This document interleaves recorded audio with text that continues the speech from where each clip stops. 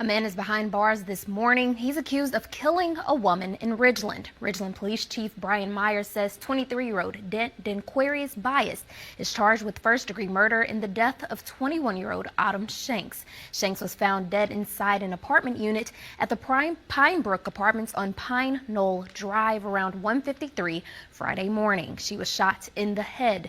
Bias was in the apartment as well. He was denied bond. The phone rang at the Ridgeland Police Department at exactly 1:53 a.m. on February 7, 2025. The dispatcher's voice remained steady as she took down the frantic details: a shooting at Pinebrook Apartments. Officers raced through the quiet Mississippi streets, sirens cutting through the night, unaware they were about to walk into a scene that would haunt them for years to come. Inside apartment 217, they found her. Autumn Diane Brooke Shanks, just 21 years old, lay motionless on the floor. A single gunshot wound to her head had extinguished a life full of promise. Standing nearby was Danquarius Dante Bias, her boyfriend, the son of a respected local preacher. "This is a tragedy," one officer would later tell reporters. But what they discovered wasn't just a tragedy. It was the final act in a carefully constructed performance. To the outside world, Danquarius projected the image of a disciplined, charming young man with strong moral values. Few suspected the rage that allegedly boiled beneath that polished exterior. What makes this story particularly devastating isn't just the loss of a vibrant young woman. It's that Autumn had finally made the decision that might have saved her life. She was planning to leave. After months of control, manipulation, and escalating abuse, she had reconnected with her father and was making preparations for escape. But Danquarius, it seems, had other plans.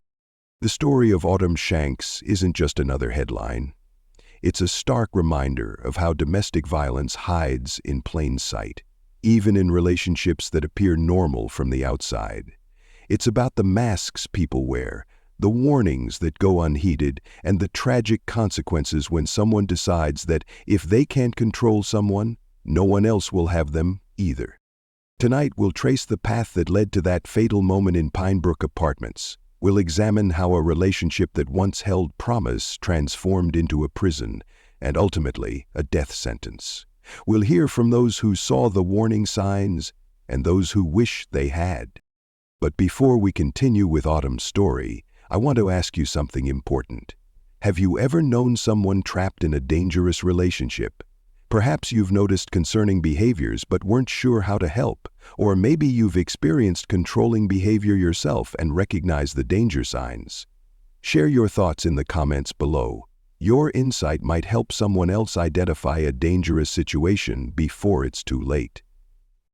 This is She Finally Decided to Leave, He Made Sure She Couldn't. The story of Autumn Shanks. Byram, Mississippi, September 29, 2003. As the leaves began to change color, Autumn Diane Brooke Shanks entered the world. Those who knew her growing up describe a girl whose name matched her spirit: warm, vibrant, and full of color.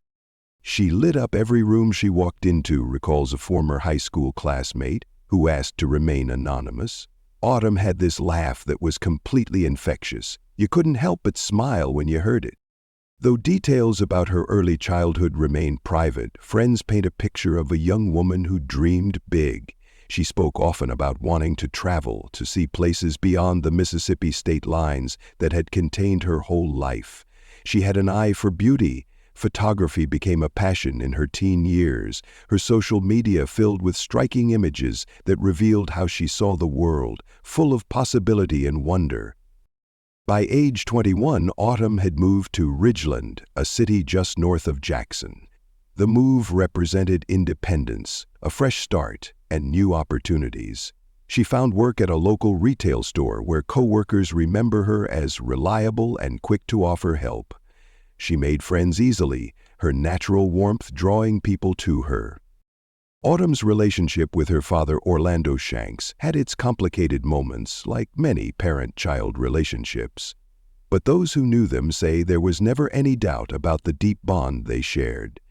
Orlando speaks of his daughter with pride that hasn't diminished even in grief. "My baby girl was smart," he said in a brief statement after her death. "She had plans. She was going places." Those plans included possibly returning to school. Autumn had recently mentioned to friends her interest in pursuing a degree in business. She had started researching programs, making lists of requirements, plotting out a future that stretched years ahead. It was during this period of growth and planning that Danquarius Biased entered her life. Their first meeting seemed innocent enough, a chance encounter at a mutual friend's gathering in early 2024. Witnesses describe how Danquarius seemed immediately drawn to Autumn, his attention flattering at first. "He couldn't take his eyes off her," remembers the friend who hosted the gathering. "At the time we thought it was sweet. Now, looking back, I wonder if what we saw wasn't admiration, but something more possessive." No one could have predicted then how this meeting would set in motion a chain of events leading to that apartment floor in Pinebrook.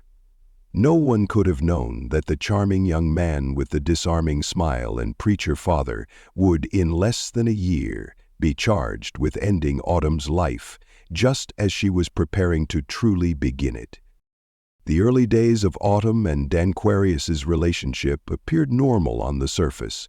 Like many couples, they likely enjoyed the typical getting-to-know-you phase, casual outings, conversations about hopes and dreams, and the gradual building of what seemed to be a genuine connection. While specific details of their first meetings remain private, what's clear is that Danquarius Biased presented himself in a way that earned Autumn's trust. As the son of a preacher, Danquarius carried a certain respectability in the community. His public persona was carefully constructed, disciplined, charming, and seemingly grounded in strong moral values. This facade made what would later transpire all the more shocking to those who knew the couple. No one suspected what was happening behind closed doors, one of Autumn's co-workers later told investigators. He seemed so put together whenever he'd come to pick her up. Within months, their relationship intensified. What began as casual dating evolved into something more serious, with Danquarius becoming increasingly present in all aspects of Autumn's life. The transition happened gradually enough that few noticed the subtle shift from attentiveness to surveillance. By summer 2024, Autumn and Danquarius had moved in together at Pinebrook Apartments in Ridgeland. The decision came relatively quickly in their relationship timeline, raising some eyebrows among those who knew Autumn best. Her father, Orlando Shanks, was among those who harbored reservations about the rapid progression. "I wondered if they were moving too fast," Orlando later shared with authorities. "But she was an adult, making her own decisions. I wanted to respect that while still being there for her." What friends and family couldn't see was how the relationship was transforming behind closed doors. According to reports gathered after the tragedy, the promising beginning had already begun to sour. Danquarius' true nature, prone to fits of rage and exhibiting controlling behavior, started to emerge once he had established a stronger hold over Autumn's daily life. The control began subtly. Autumn's once active social life gradually diminished. Her regular communications with friends became less frequent. Her vibrant presence on social media platforms dwindled, until posts became rare occurrences. These changes, while concerning in retrospect, didn't immediately trigger alarm bells among her social circle. Those closest to Autumn would later recall noticing small changes in her demeanor. The carefree young woman who once spoke excitedly about her future began to seem more reserved, more cautious about what she shared. When asked about her relationship, her answers became vague, carefully worded. "Looking back, I can see she was editing herself," one close friend noted after the tragedy. "She only told us the good parts, never the full picture." As the relationship progressed, Danquarius' need for control intensified. What may have initially been framed as concern or care revealed itself as something far more sinister, a calculated effort to isolate Autumn from her support network and establish complete dominance over her life. The contrast between Danquarius' public and private personas grew starker. To the outside world, he maintained the image of a devoted boyfriend from a good family. In private, according to evidence gathered after Autumn's death, he was becoming increasingly volatile and possessive. This duality, the respectable preacher's son versus the controlling partner, created a confusing reality for Autumn to navigate. The relationship that had once seemed promising had transformed into something dangerous, though the full extent of that danger wouldn't become clear until it was too late. By late 2024, the relationship between Autumn and Danquarius had transformed entirely. What began with promise had deteriorated into a toxic and abusive situation that trapped Autumn in an increasingly dangerous cycle. According to the information gathered after her death, Danquarius' controlling behavior intensified over time. The charming exterior he presented to the world masked a troubling reality behind closed doors. Reports suggest he was prone to fits of rage that contrasted sharply with his public persona as the disciplined son of a preacher. The relationship became marked by controlling behavior and emotional manipulation. Autumn, once vibrant and independent, found herself increasingly isolated from her support network. The psychological tactics employed by Danquarius followed patterns common in abusive relationships, alternating between moments of apparent affection and periods of intense control and intimidation. As the months passed, the situation escalated from emotional abuse to physical violence. While the specific incidents weren't detailed in police reports released to the public, the evidence of escalating abuse became clear to those who knew Autumn best.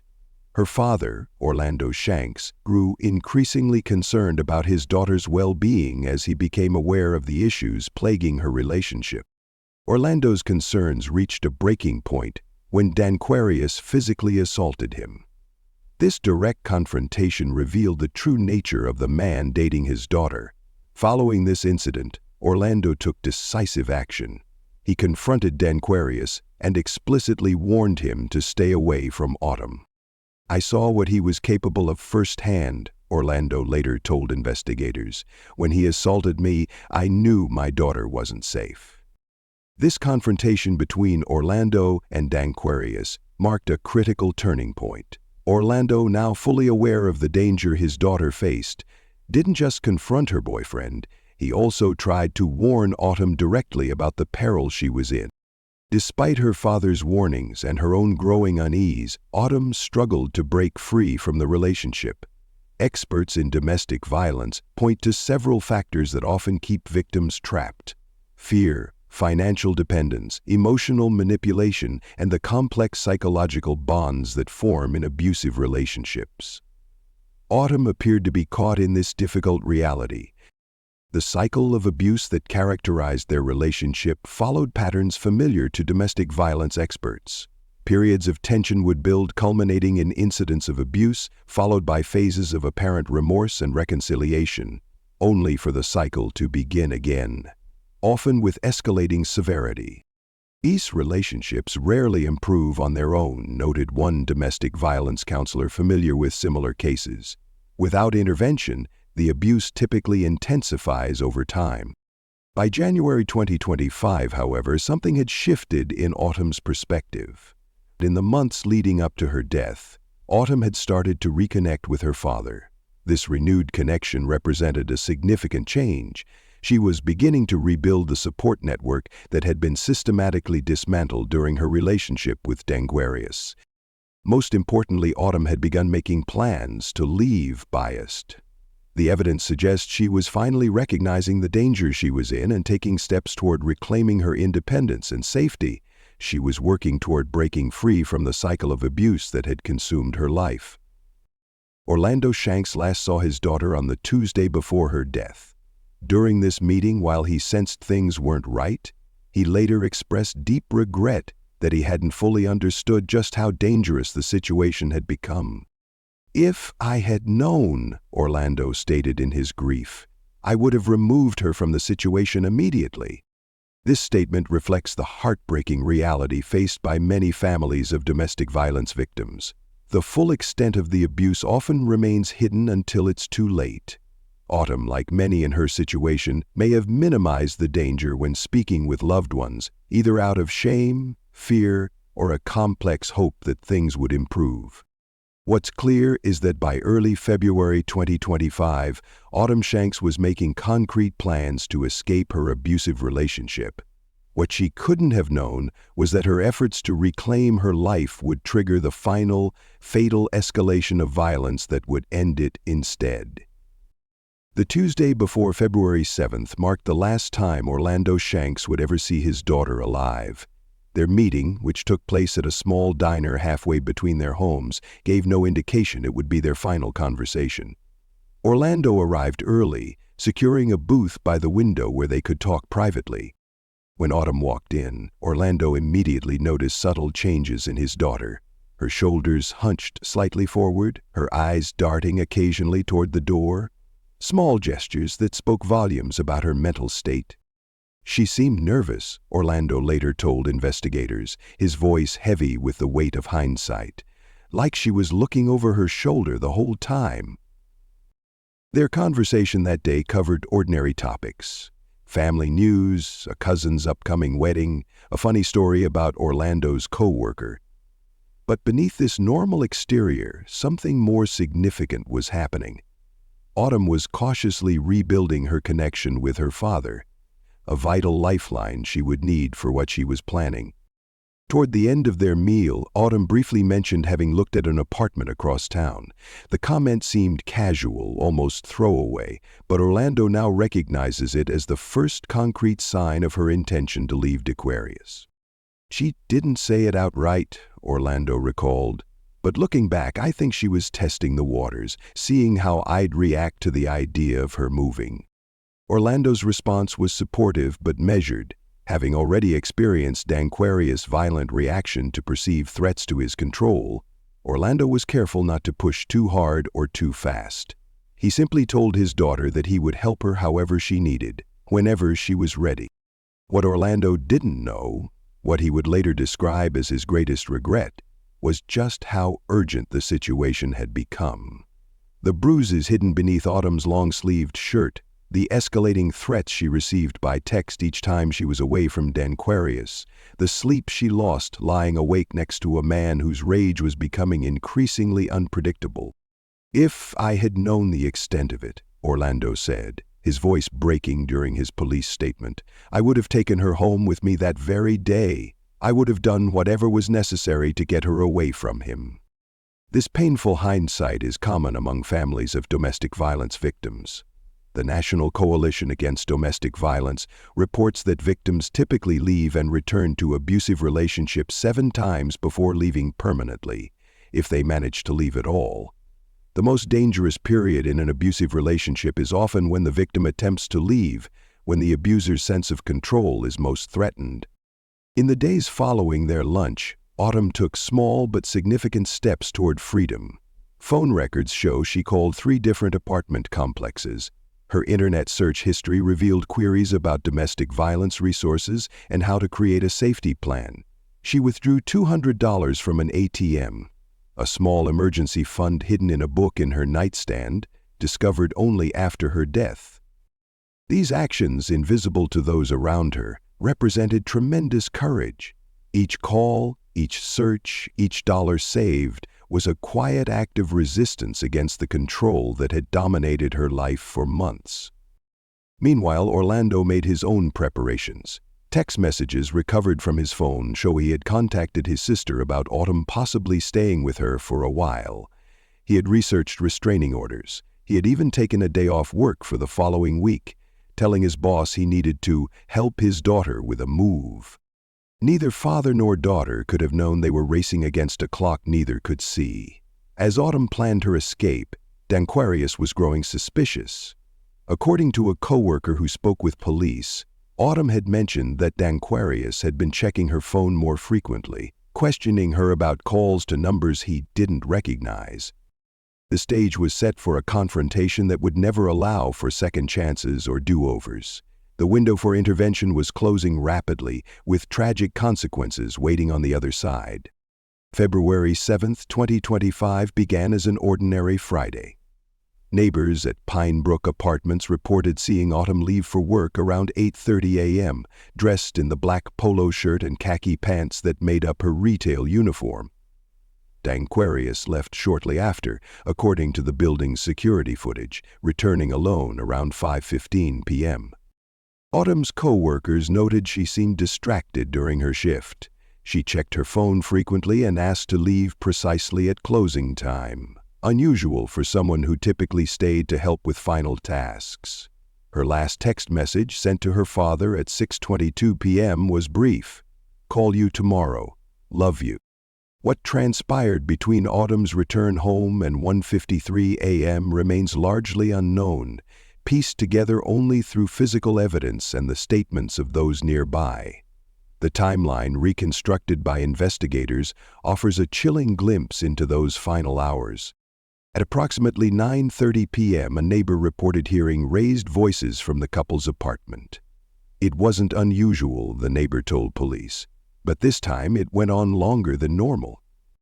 Another resident, walking his dog around 11:15 p.m., noticed the lights in their unit repeatedly turning on and off. "Like someone was flipping switches in different rooms," he stated. "I remember thinking it was odd." By midnight, the apartment had gone quiet.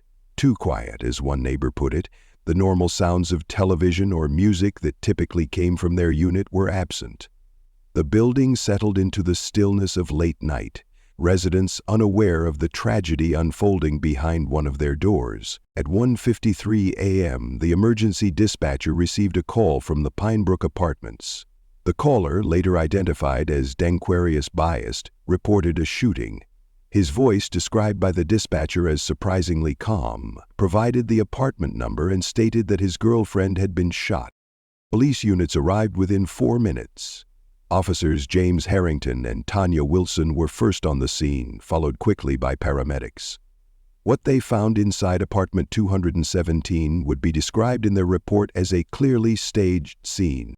Autumn Shanks lay on the living room floor, a single gunshot wound to her head.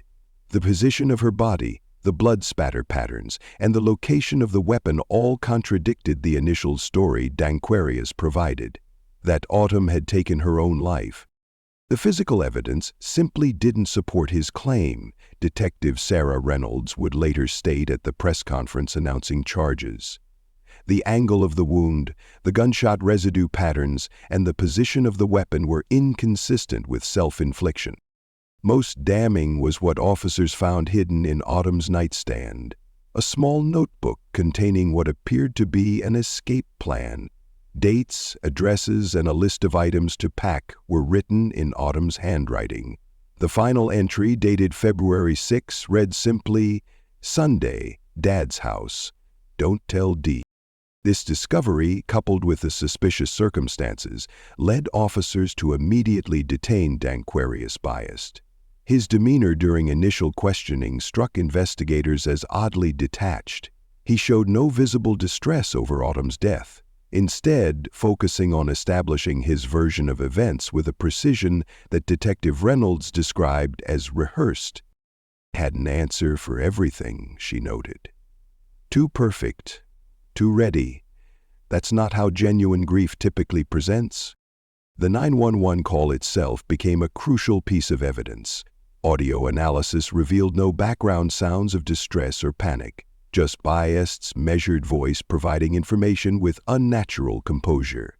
The 3-minute call contained no pleas for the paramedics to hurry, no emotional outbursts, none of the chaos typically heard when someone discovers a loved one critically injured.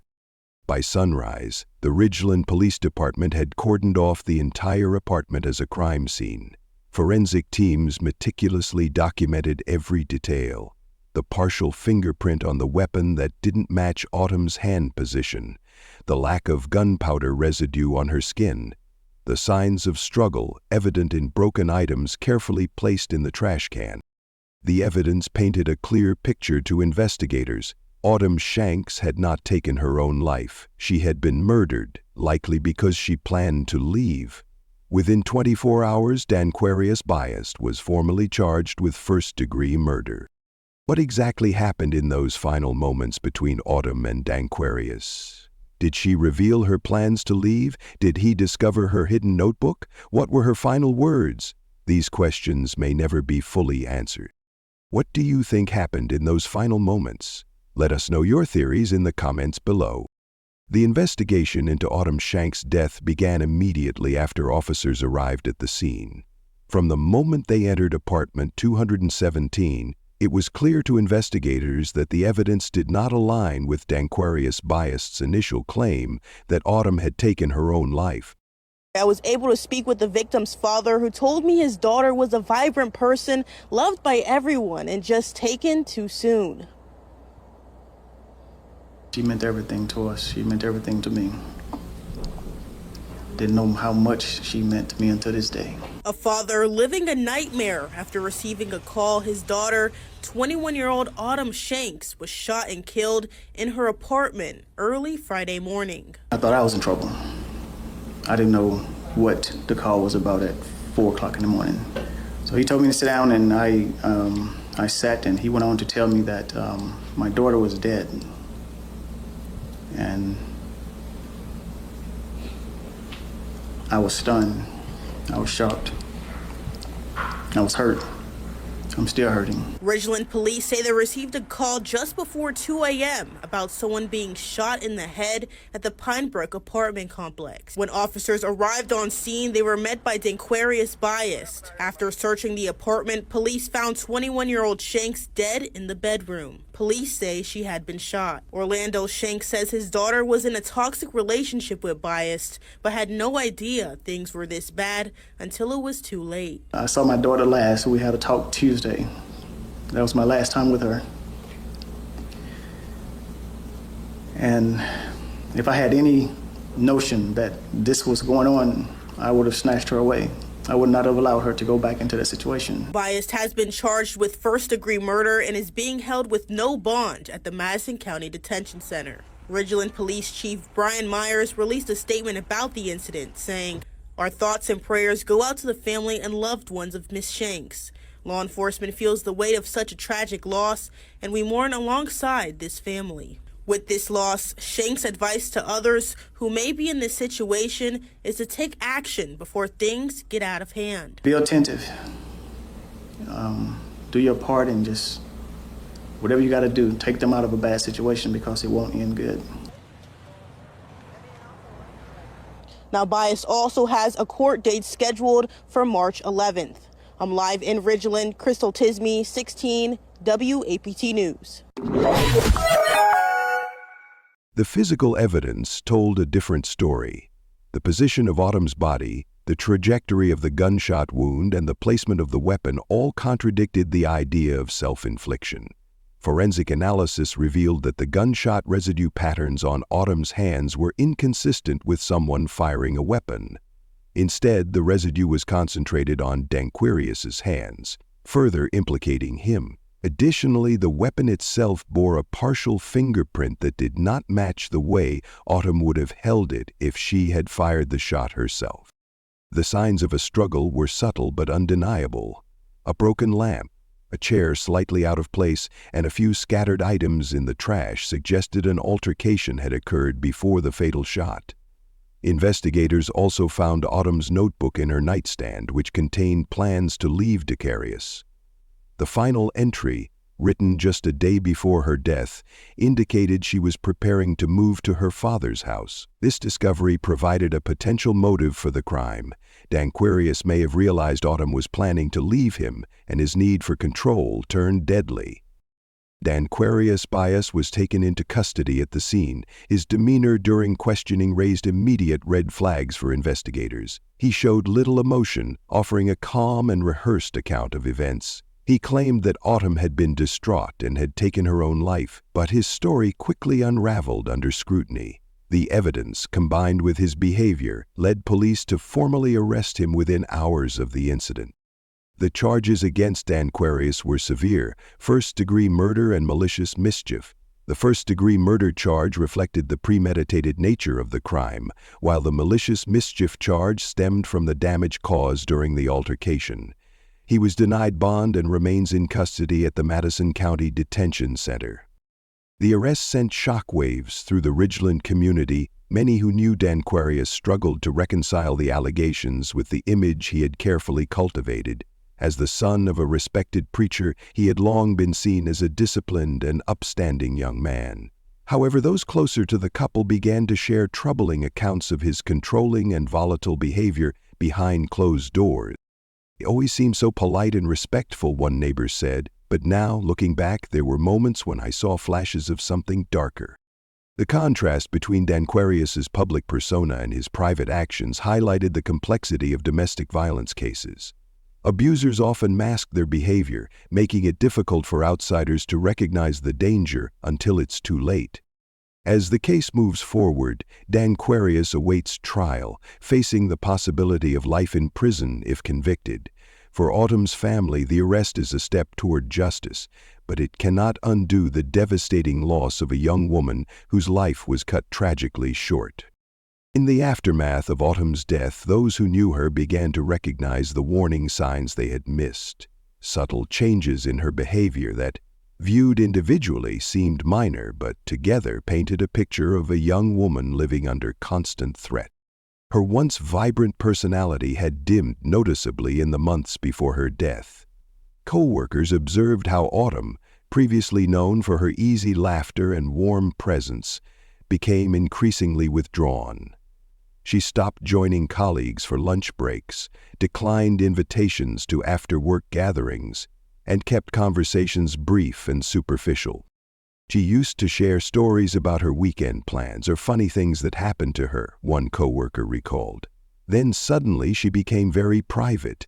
When we asked about her life, she'd change the subject. This social withdrawal coincided with visible changes in her demeanor. The carefree young woman who once moved through the world with confidence began to display signs of constant anxiety. She checked her phone obsessively, responding to messages immediately. She appeared startled by loud noises or unexpected movements.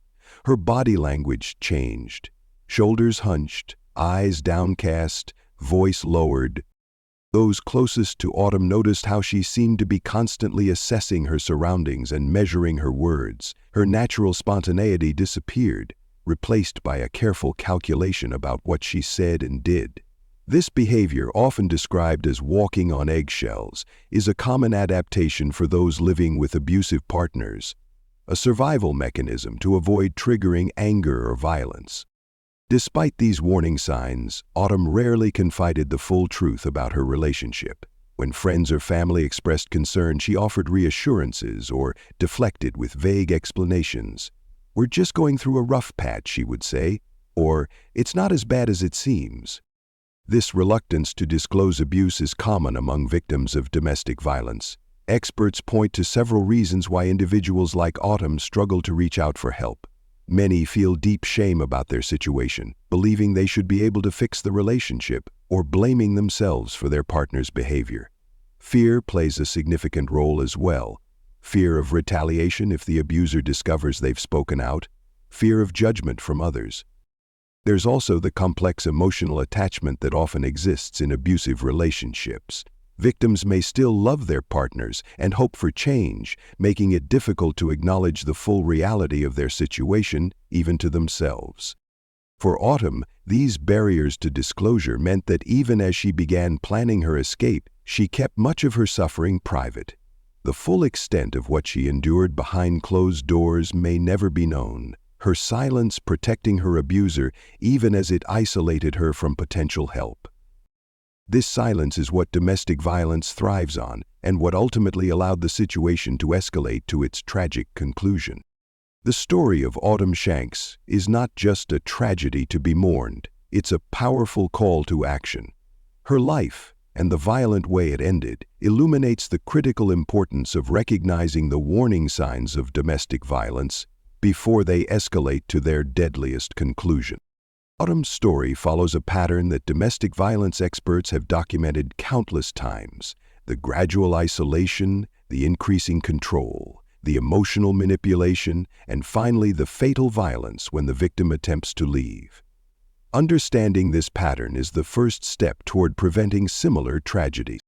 The red flags were present in Autumn's relationship long before that fatal night in February. The controlling behavior, the isolation from friends and family, the changes in her demeanor, her father's growing concern, all these were signals of danger that, in hindsight, pointed toward a relationship that had become life-threatening. For those watching this video who may recognize similar patterns in their own relationships or in the relationships of loved ones, know this: these warning signs are not to be ignored. They rarely improve without intervention, and they often escalate over time. If you're in a relationship where you feel controlled, isolated, or afraid, please understand that what you're experiencing is not love, it's abuse. Your partner's behavior is not your fault, and you deserve safety and respect. Creating a safety plan is crucial if you're considering leaving an abusive relationship. This includes identifying safe places you can go in an emergency, saving money in a secure location your partner can't access, keeping important documents, ID, birth certificate, financial records, somewhere accessible, having a packed bag ready if you need to leave quickly, establishing a code word with trusted friends or family. For those who suspect a friend or family member may be in an abusive relationship, your support is invaluable. Listen without judgment, offer specific help rather than general statements, and respect their decisions even if they're not ready to leave. The most dangerous time for a victim is when they attempt to leave, so professional guidance is essential. Resources are available 24/7 for anyone experiencing domestic violence or concerned about someone who might be. National Domestic Violence Hotline, 1-800-799-SAFE 7233. Text START to 88,788. Online chat available at thehotline.org. These services offer confidential support, safety planning, and connections to local resources, including shelters, legal assistance, and counseling.